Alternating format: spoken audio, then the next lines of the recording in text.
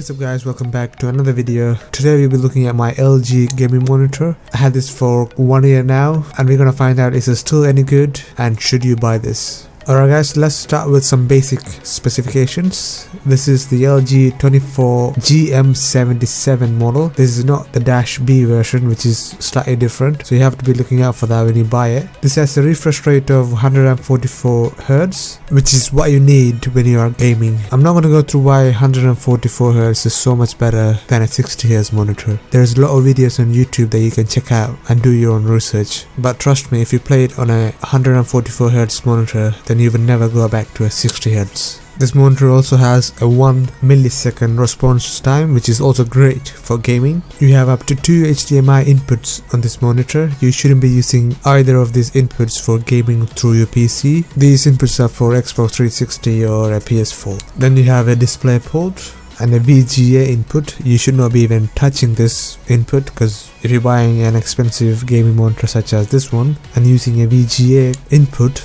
then you're simply wasting your money. Alright, and the last main video input is the DVI. So you only have one DVI input, and this is the main one, or this is the main input that you should be using while gaming on a PC. You also have 2 USB input, which is 3.0, and you also have an aux headphone jack. Keep in mind that this monitor does not have a speaker. If you're wondering how the audio is transferred, it is transferred through the HDMI cable and to the aux output, so you can listen through your headphones. Alright guys, let me show you what you get inside the box when you buy it. The first thing you have is a handling guide. This simply tells you how to handle the monitor screen safely. After that, you have the manual itself and the drivers. You can get the manual online and you can get the latest drivers online as well. And then you have the base. It's a mix of plastic and metal. It's a sturdy base. It feels quite heavy. Keep in mind that the base has a glossy finish. And now let's look at the cables that they provided. Alright, the first cable we have right here is the VGA cable. Like I mentioned before, you shouldn't be using this for gaming at all. Then you have a headphone rest mount. I'll show you later on where this goes. Then you have a USB up cable. This is what's used to connect your USB 3.0. After that, you have the DVI cable itself, which is quite generous. There are manufacturers out there that they don't even provide a DVI cable. Like I said before, if you're not using the display port, this is the cable to use for gaming. And lastly, we have a UK 3-pin power plug. Alright guys, the monitor itself is very well packaged. You don't have to worry too much about it getting damaged in transportation. Alright guys, attaching the base to the stand is fairly simple. All you do have to do is slide it in, and there's one screw that you can hand tighten it. You don't even need any tools for it. Then we have the headphone rest mount. This is also fairly simple, and all you need is a star screwdriver and place it in the right orientation and simply tighten the screw. Alright, let's have a look around the monitor itself. On the right side of the monitor there's nothing apart from some ventilations.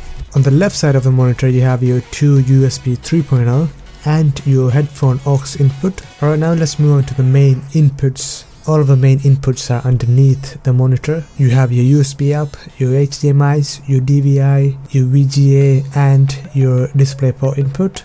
And on the other side you have your power cable input. One of the best features of this monitor is its menu system. There's a lot of options they can customize, and it is fairly simple to do so.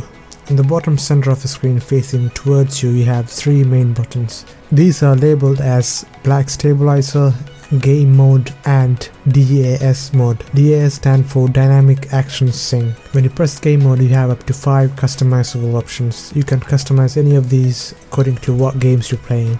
Then you have an option called Black Stabilizer. This is mainly used when you can't see in the dark when you're playing a game. For example, if you look at the alloy wheels on my car there, when I increase it, you can see more details, but if you increase it too much, then it will get washed out. So the best bet will be to leave at 50.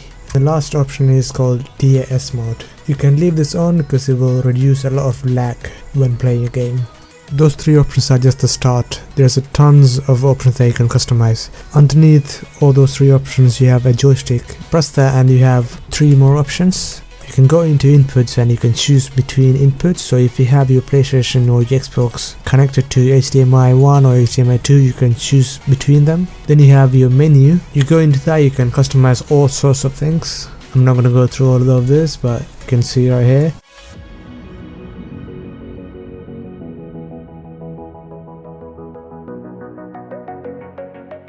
And then you have something called a picture mode. This is something I don't use at all. These options are for video editors or when you're editing pictures. You should not be in these modes when you're playing a game. And if you are in one of these picture presets and if you try to go into game mode, it will tell you you're in picture mode. You have to disable it to go into game mode.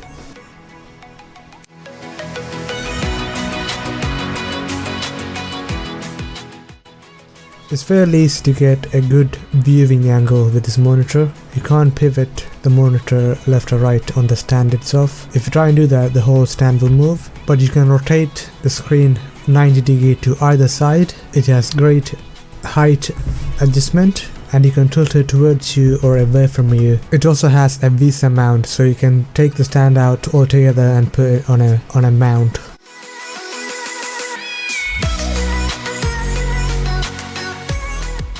So guys, to wrap it up, what do I think about the monitor? I think it's one of the best monitor I had so far and it's a money well spent for me. I mainly use it for gaming and I also use it for video editing as well. But if you really want a monitor for video editing or anything like that, then this is not the one for you. Alright guys, I hope you guys enjoyed this video. Please leave a comment, please like this video and don't forget to subscribe. I'll see you guys in the next video. Thanks for watching.